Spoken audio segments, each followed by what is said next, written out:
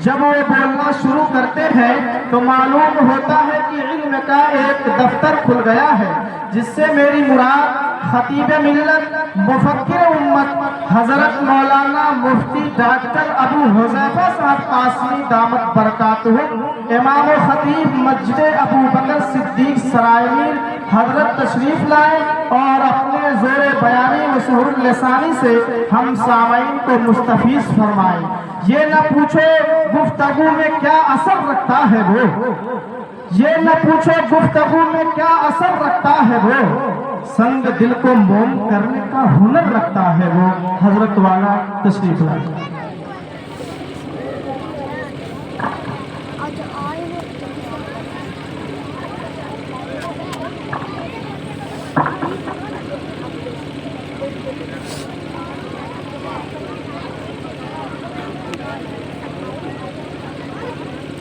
الحمد لله رب العالمين والعاقبة للمتقين والصلاة والسلام على رسوله محمد وعلى آله وأصحابه أجمعين. أما بعد فأعوذ بالله من الشيطان الرجيم. بسم الله الرحمن الرحيم. وإذا الموءودة سئلت بأي ذنب قتلت.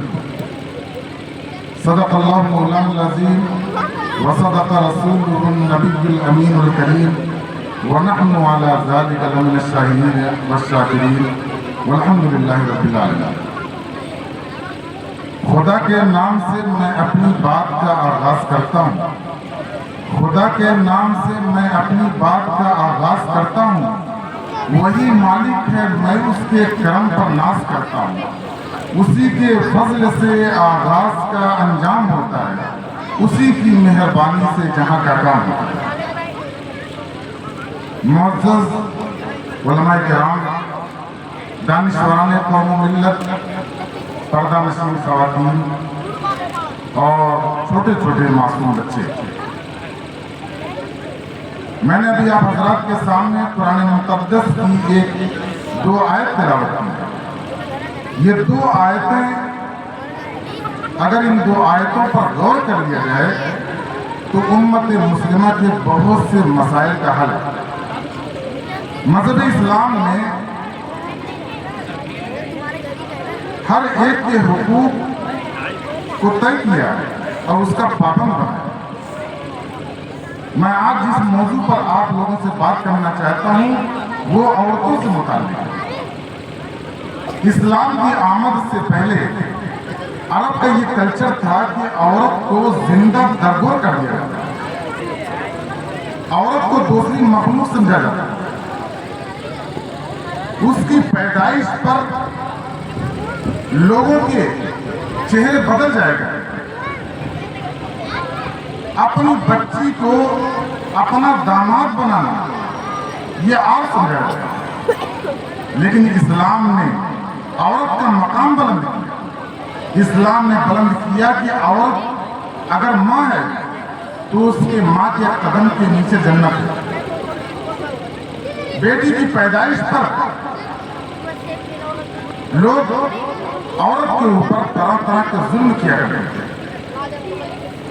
اسلام نے عورت کا مقام بلند کیا۔ اسلام نے یہ کہا کہ عورت کی پیدائش اس روئے زمین پر اتنی بلند ہے کہ اگر عورت نیک بنتی ہے تو اس سے بڑے بڑے انبیاء کرام پیدا ہوتے ہیں، بڑے بڑے دانشوران پیدا ہوتے ہیں، علماء اور حفاظ پیدا ہوتے ہیں۔ لیکن عورت یہی جب بگڑتی ہے تو بدکار اور ریاکار اور دنیا کے اندر جرائم کرنے والے پیدا ہوتے ہیں۔ لیکن اسلام نے عورت کا مقام اتنا زیادہ بلند کیا کہ پہلے عورت کو جب وہ عورت حاملہ ہوتی تھی تو ایک گڈھا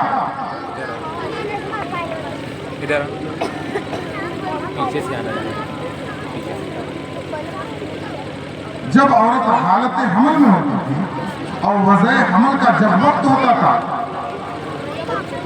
تو عورت کے نیچے گڈھا پڑا اگر اس کے نیچے کوئی لڑکے کی پیدائش ہوتی تھی تو اس کو بچا لیا جاتا تھا، لیکن اگر کسی لڑکی کی پیدائش ہوتی تھی تو وہی اس کی قبر بنا دی تھی۔ لیکن اسلام آیا، اسلام نے یہ کہا کہ اگر کسی کے یہاں 3 لڑکی پیدا ہو، ایک حدیث میں ہے کہ 2 لڑکی کے بارے میں تذکرہ ہے، اگر کسی کے یہاں 2 لڑکی پیدا ہو، وہ صحابی کہتے ہیں کہ اگر میں ایک لڑکی کے بارے میں یہ سوال کرتا تو اللہ کے رسول صلی اللہ علیہ وسلم یہی جواب دیتے۔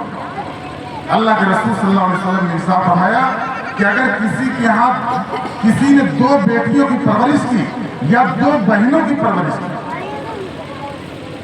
اور ان کا صحیح طریقے سے نام رکھا، اور آج ہمارے یہاں نام رکھنے کا الگ چلن ہو رہا ہے، ہم نے پڑھا رب زدنی علما، علما نام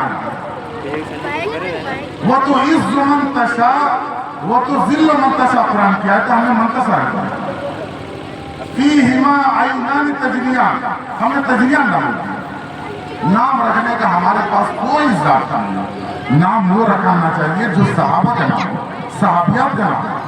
اللہ کے رسول صلی اللہ علیہ وسلم نے ارشاد فرمایا اگر کسی نے بچی کی پیدائش پر خوشی کا اظہار کیا، اس کے چہرے پر کوئی شکن نہیں آئی اور اس نے اس کا صحیح طریقے سے نام رکھا، اس کی بہترین تعلیم و تربیت کی، اور جب اس کی عمر ہو گئی اس کا صحیح جگہ اس نے رشتہ کر دیا، تو اللہ کے رسول صلی اللہ علیہ وسلم ارشاد فرماتے ہیں کہ میں اپنی شہادت اور 20 کی انگلی کو اس طرح سے اشارہ کر کے کہا کہ میرا اور اس کا ساتھ جنت میں اس طرح سے۔ کسی کے ہاں کی بچی کا پیدا ہو جانا یہ معیوب نہیں ہے۔ آج ہمارے ہاں اگر کسی کے ہاں لڑکی پیدا ہونے لگتی ہے تو ہمارے یہاں چہرے پہ شکن بدل جاتا ہے، لوگ اپنے بہو کے اوپر ظلم و ستم کے پہاڑ توڑنے لگے۔ بہت سے ایسے واقعات ہیں کہ پے در پے کئی لڑکیاں پیدا ہوئی، طلاق کی نوبت آ گئی۔ ہمیں اپنا دماغ کو صحیح کر لینا چاہیے۔ قرآن کریم ارشاد فرماتا ہے یہب لمن یشاء اناثا، اللہ تعالیٰ جس کو چاہتا ہے لڑکی دیتا ہے، ویہب لمن یشاء الذکور، اور جس کو چاہتا ہے لڑکا دیتا ہے، او یزوجہم ذکرانا و اناثا، اور اللہ تعالیٰ جس کو چاہتا ہے لڑکی اور لڑکا دونوں بنا دیتا ہے۔ اور آگے اللہ تعالیٰ کہتے ہیں وَيَجْعَلُ مَن يَشَاءُ وَقِيمًا، اور اللہ تعالیٰ جس کو چاہتا ہے بانجھ بنا دیتا ہے۔ لڑکی کا پیدا ہونا یا لڑکے کا پیدا ہونا یا دونوں کا پیدا ہونا یہ قدرت کی کاریگری ہے، اس میں ہمارا ذرہ برابر بھی اختیار نہیں ہے۔ اسی وجہ سے اسلام نے عورت کا مقام بہت بلند کیا۔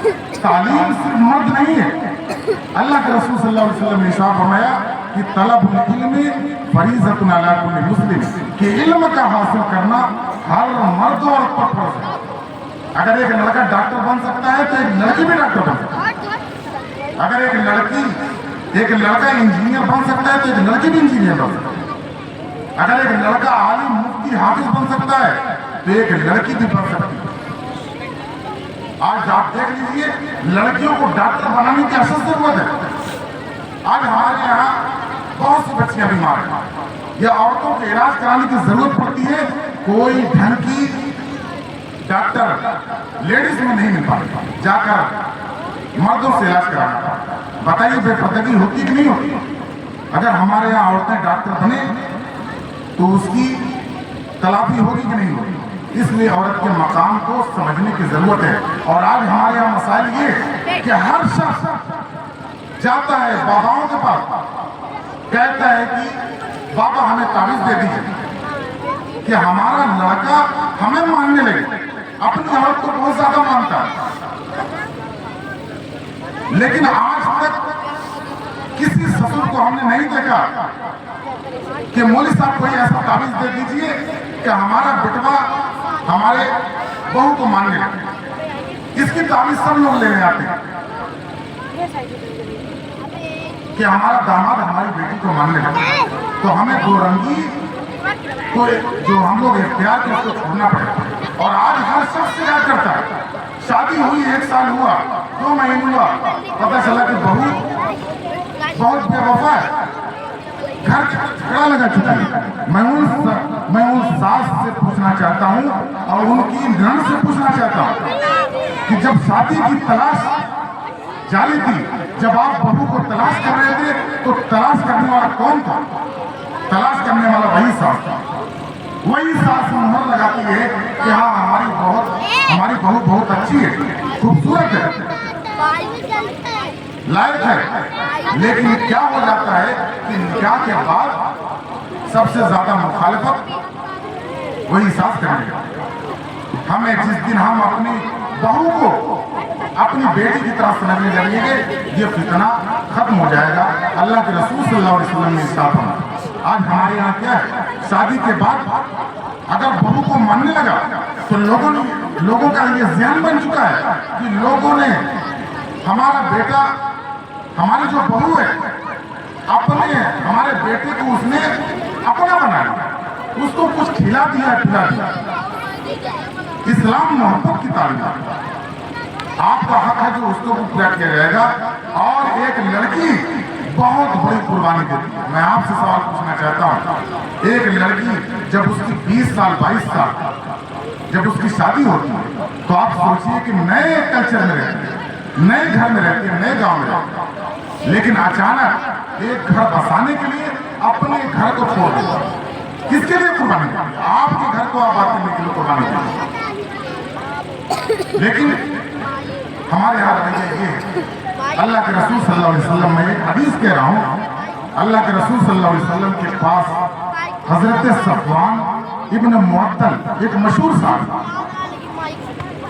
حضرت صفوان کا معاملہ یہ تھا کہ ان کی شادی ہوئی نہیں، اور جب وہ شادی ہو گئی، جب وہ روم میں آتے تو وہاں پر تسبیح گنا کرتے، سبحان اللہ سبحان اللہ. وہاں پر آ کر لمبی لمبی نماز پڑھا کرتے. ان کی بیوی اللہ کے رسول صلی اللہ علیہ وسلم کے پاس شکایت لے کر گئی کہ اللہ کے رسول صلی اللہ علیہ وسلم،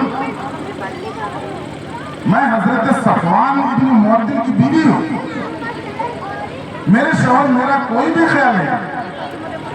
وہ آتے ہیں اس کے بعد لمبی لمبی نفل نماز پڑھا کرتے ہیں، تسبیح پڑھتے ہیں. اللہ کے رسول صلی اللہ علیہ وسلم نے حضرت صفوان کو بلایا، ان کو ڈانٹا، اور ڈانٹنے کے بعد یہ کہا، اے صفوان، بیوی سے بات کرنا، دل لگی کرنا، اس کے منہ میں لقمہ دینا، یہ رات بھر نفل نماز پڑھنے سے بہتر ہے.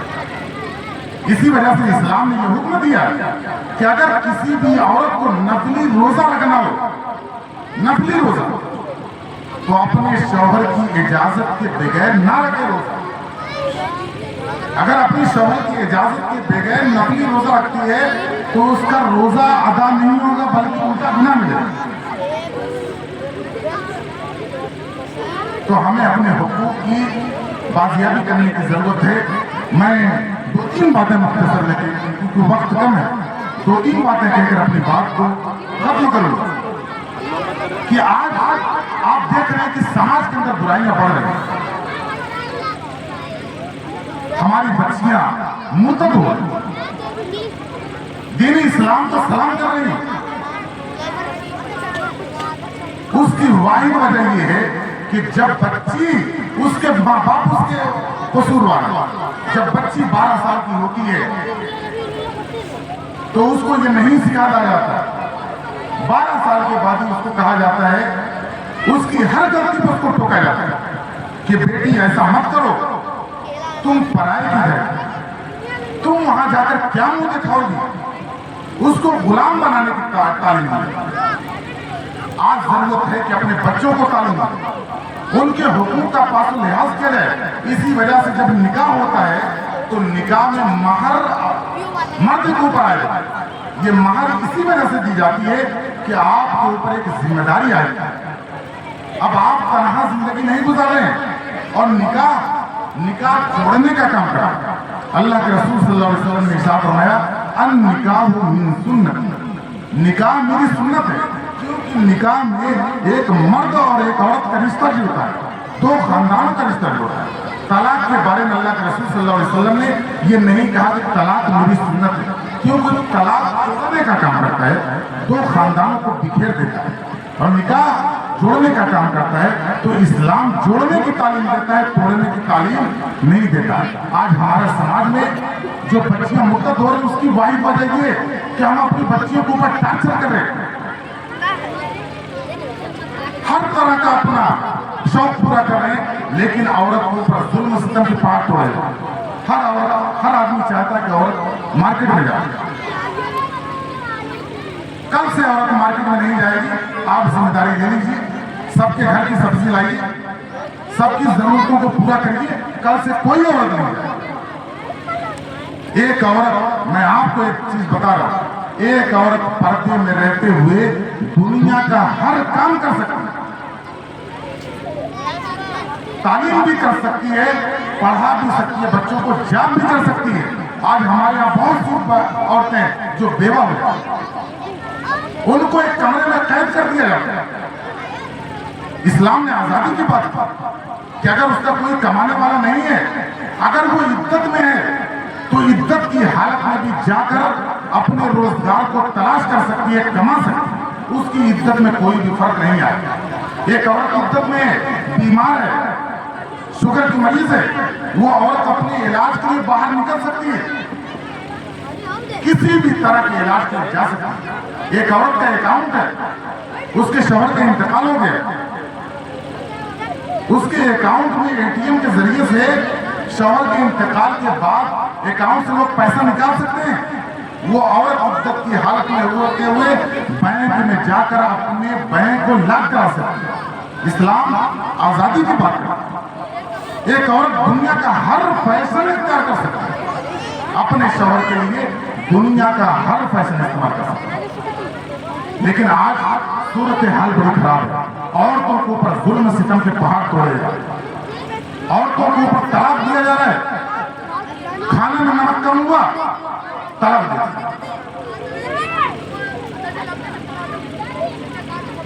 औरत के मोबाइल में रंग नंबर कहीं मिला तलाक दे दिया। अभी हाल ही का वाकया, मैं ये वाकया 2-3 वर्ष पहले तो की सरजमीन पर भी कहा था, आज मैं यहाँ आप लोगों से बताने इसको जरूर सुना। यहाँ से मुख्तसिर 2-4-10 किलोमीटर की मैं बात कर रहा हूँ, तलाक के ऐसे वाकयात हो रहे हैं, हमारे मर्दों के दिमाग खराब हो चुके हैं। इस्लाम तलाक का एक तरीका बताया, लेकिन धड़ाधड़ तलाक दे देते हैं, उसके बाद झूठ बोलते हैं। रात में शौहर ने अपने मोबाइल को चार्ज किया, चार्ज करने के बाद सुबह में उसका चार्जर नहीं मिला, उसने अपनी बीवी से कहा चार्जर कहाँ है? बीवी ने कहा कि आप ही ने चार्ज किया था, मुझे क्या मालूम? कहा मैं कुछ नहीं जानता हूँ, मेरा चार्जर लगा। औरत ने कहा कि अरे आप ही चार्ज किए थे, मुझे क्या मालूम? औरत ने तलाश किया, शौहर ने चैलेंज कर दिया कि 10 मिनट के अंदर में अगर चार्जर नहीं मिला तो मैं तुम्हें तलाक दूंगा। 10 मिनट के अंदर में चार्जर नहीं मिला, औरत की जिंदगी को बर्बाद कर दिया। खाने में नमक कम था, तलाक दे दिया गया, चाय फीकी हो गई, तलाक दे दिया गया। औरत किसी की गुलाम नहीं है, औरत जो कुछ भी कर रही घर के अंदर, ये उसका कोई हक नहीं है, ये आप पर एहसान कर रही, हमारे ऊपर एहसान कर रही। लेकिन हम औरत को गुलाम समझते हैं। इस्लाम आजादी की बात करता है, इस्लाम औरत को गुलाम बनाने की बात नहीं करता है। तो इस तरह की सूरत हाल ये समझ में आ गया। और दूसरी चीज ये, आज बहुत सी औरतें बेवा है। आज हमारे समाज, हम लोग नमाजी रोजेदार हैं, हमारी जिम्मेदारी यही तक सीमित होती है। आज बहुत सी औरतें बेवा। अगर कोई शख्स दूसरे निकाह की बात करता, अभी हाल ही के अंदर किसी ने सोचा कि एक औरत बेवा है, मैं उसकी जिंदगी को आबाद कर दूं, उसके हाथ को थाम लूं। उसने इस तरह का इरादा बनाया और उसने निकाह कर लिया। उस शौहर का पहली बीवी का इंतकाल हो गया, उसने निकाह किया। ये इसी इलाके की मैं बात कर रहा हूं। उसके बेटे ने उस निकाह पर अपने बाप का सरेआम कत्ल कर दिया। آج آپ دیکھ لیجیے یہ حالت بن رہی ہے. اسی وجہ سے ہمیں سب کو اپنے آپ کو بچانے کی ضرورت ہے. ورنہ ہمارے خلاف جو قانون بن رہے ہیں آپ کو بھاگنے کی فرصت نہیں ملے گی. اسی وجہ سے اللہ کے رسول صلی اللہ علیہ وسلم ایک حدیث ہے, میں اس پر اپنی بات کو ختم کرتا ہوں. اللہ کے رسول صلی اللہ علیہ وسلم کے سامنے حضرت ابو سعید خدری سے روایت, وہ خود فرماتے ہیں کہ اللہ کے رسول صلی اللہ علیہ وسلم, میں نے اپنی بچی کو زندہ دفن کر دیا. وہ صحابی ہیں, ایمان لے کر کہا کہ میں تقریباً 12 بچیوں کو زمین میں زندہ دفن کر دیا. آج بھی ہمارے سماج کے اندر پہلے بھی لوگ زندہ دفن کر دیتے تھے, آج بھی لوگ زندہ دفن. آج دواؤں کے ذریعے سے بچے کو پیٹ ہی کے اندر قتل کر دیا, برف کے ذریعے سے قتل کر دیا. بہت سی چیزیں جس کو کھا کر کے بچے کو پیٹ کے اندر مار دیا جاتا ہے. جو ہم مار رہے ہیں, بچوں کو قتل کر رہے ہیں, کل اس کے بارے میں پوچھا جائے گا. قرآن کریم میں اللہ رب العزت ارشاد فرماتے ہیں وَإِذَا الْمَوْءُودَةُ سُئِلَتْ بِأَيِّ ذَنبٍ قُتِلَتْ. ان کو روح پہنا دی جائے گی اور آپ کے سامنے حاضر کر دیا جائے گا. اللہ رب العزت ان سے پوچھے گا وَإِذَا الْمَوْءُودَةُ سُئِلَتْ, کس جرم میں تمہیں قتل کیا گیا. جب ان زندہ درگور کی ہوئی بچیوں سے پوچھا جائے گا جن کو دفن کر دیا گیا یا پیٹ میں مار دیا گیا, پوچھا جائے گا کہ بِأَيِّ ذَنبٍ قُتِلَتْ, کس جرم میں تمہیں قتل کیا, تو آپ کے اوپر قتل کا مقدمہ دائر کیا جائے گا. اور جس نے کسی بھی انسان کا قتل کیا, قرآن کریم ارشاد فرماتا ہے من قتل نفسا بغیر نفس او فساد فی الارض فکأنما قتل الناس جميعا. جس نے کسی بے گناہ انسان کا قتل کیا اس نے گویا ساری انسانیت کا قتل کیا. وقت کافی ہو چکا ہے, میں اسی بات کا اپنی بات کو ختم کرتا ہوں. جو باتیں آپ کے سامنے بتائی گئی, ہمیں امید ہے کہ آپ ان باتوں پر عمل کریں گے اور اپنے بیوی اور اپنی بہنوں اور جتنی بھی ہماری مائیں اور بہنیں ہیں ان کی عزت کا ہمیشہ خیال کریں گے. اللہ تبارک و تعالیٰ ہمیں اور آپ کو کہنے سے زیادہ عمل کرنے کی توفیق عطا فرمائے. وآخر دعوانا الحمدللہ رب العالمین.